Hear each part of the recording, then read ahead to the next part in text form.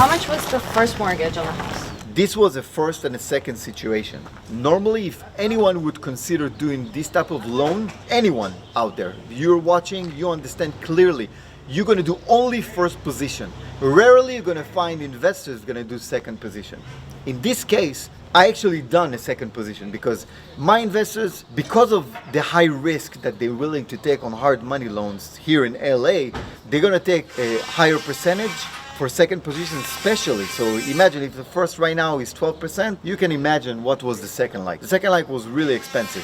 So it's worth the risk. If they get stuck with this property, they're in control on the first. We're always checking with the first mortgage, making sure that they're on top of the mortgage payments, they're never missing a payment. So we want to make sure that if anyone going to go to an NOD first, it's going to be us on the second position and not the first position. So we're going to have priority because we know the amount of risk that you have with the first position loan. What's up?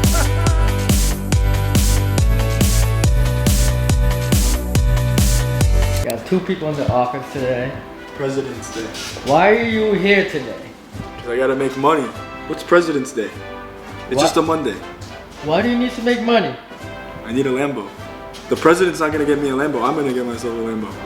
Why are you working today? I've got 12 loans in the pipeline. 2 are supposed to close today. If today wasn't a holiday, hopefully 2 more closing this week, so I gotta be here. So when you visit a property, are you inspected at all during the process? No, I inspected the first time, but if it's someone that I don't know so much, I want to see the progress of the project until I get confident in that person. This person, I know him, I've done work with him, I lended him money, he paid me, everything is clean with this guy. There's But how no would it way look? that he's going to lose his property. But how would it look for someone you haven't done business with? If it's someone that I don't know, then I'm gonna go maybe once a week, once in a couple of weeks, just to see the property. He's not gonna even know that I'm going. I'm just gonna drive around. That's what I do. I drive a lot, also to get to know the neighborhood. You know, in LA, it's very important because every neighborhood, every cross street, it's a different valuation. So nothing like traditional bank inspection or a hedge fund inspection? No, that's why I'm expensive. So you see in the mortgage statement, it's 2,300,000. But he hasn't used it. So I think that's what he owed.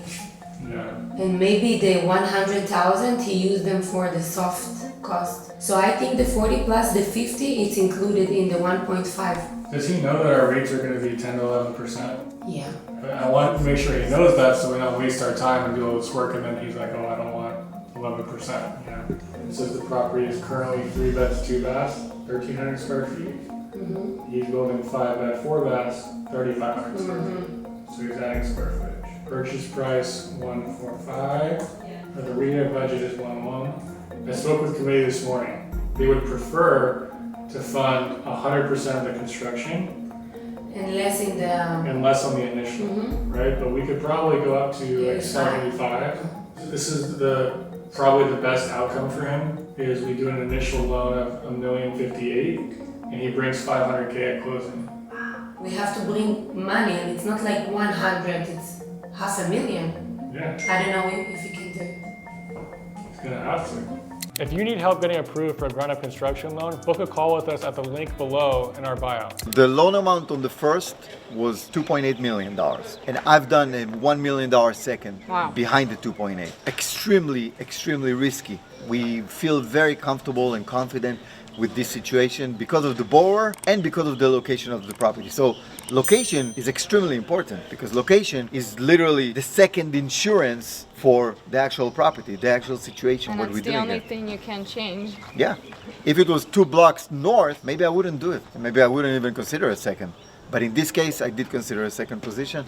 And I'm happy. I feel very, very confident that the guy is going to finish it on time and he's going to sell it. Even if it's not for $7 million, he's going to sell it for $6.5 million. I'm going to get my money back, no problem. They always need the purchase agreement. They don't care how much the wholesaler makes. Some wholesalers, they don't want to give you the purchase agreement because they're scared that the end buyer is going to find out how much they're making. So they don't like doing that. That first part is called the A to B agreement. Some lenders don't require it, but most lenders do. It just depends on the lender. But Title and escrow might definitely need that. She was like, she seemed hesitant about, I don't know if I want to share the contract I have with the client. And I was like, I'll have to see, you know, depending on the situation. Yeah, it's just because they don't want the buyer to know. It's like how you have to share that agreement with escrow. It's the same as sharing it with the lender. Yeah. It's all at closing, no matter what the direct buyer would know. Okay. You go to a bank today, $1 million second. Let's assume that they did a second position for $1 million. This $1 million is going to be dispersed to like maybe 15 or 20 disbursement, or maybe more. Now, 2 weeks every single time you ask for the money. So 2 weeks multiplied by 20, man, that takes a long time. This is time that you paying money to the bank all the time, every month. With me, I save all this time, all this headache. I just give you the money, just finish the project, get me my money back, and move on to the next project. Do you have the address? Do you own this property already, or you're looking to purchase it? This is for, you're brokering this deal. Do you know their experience? I don't know how many homes they completed and sold. Did they just purchase them as rentals, or did they fix them up as well? Okay, how many of those were fix and flips? And are they already under contract? And what's their estimated credit score? Based on what he said and what the payoff says, there's two different stories there. 2.317 was the loan. 1.1 was the rehab budget, which means you got a loan on the purchase roughly like $1 million, right?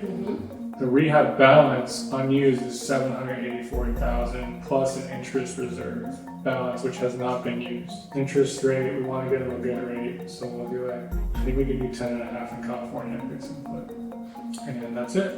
So let me see. I don't know if he can afford paying 500,000. If he goes anywhere, they're gonna ask him to do this. If you need help getting approved for a fix and flip loan, click the link below in our bio to get approved. We would actually order the appraisal. All right, so I'm gonna schedule a call tomorrow for, does 11:30 work? So I'll go ahead and get you term sheets for your project as well as for your clients for this fix and flip, and we can go over it tomorrow at 11:30. For fix and flip, we're at like 7 to 14 days, and it all just depends on, you know, how quickly you're getting me all the docs I need. So if you're moving fast, we're moving fast. How's the Instagram looking? How are you? You know, as long as you're sending me the docs on time, you know, we'll be able to close this pretty quick. So we move as fast as you do. Tomorrow, you know, I'll give you a call and we can go over those terms. Hard Money Lions, Roz it up. Thanks for watching this video all the way to the end. If you got value out of this, definitely like, share, and subscribe. Check out our show, The Hard Money Lions, on YouTube here.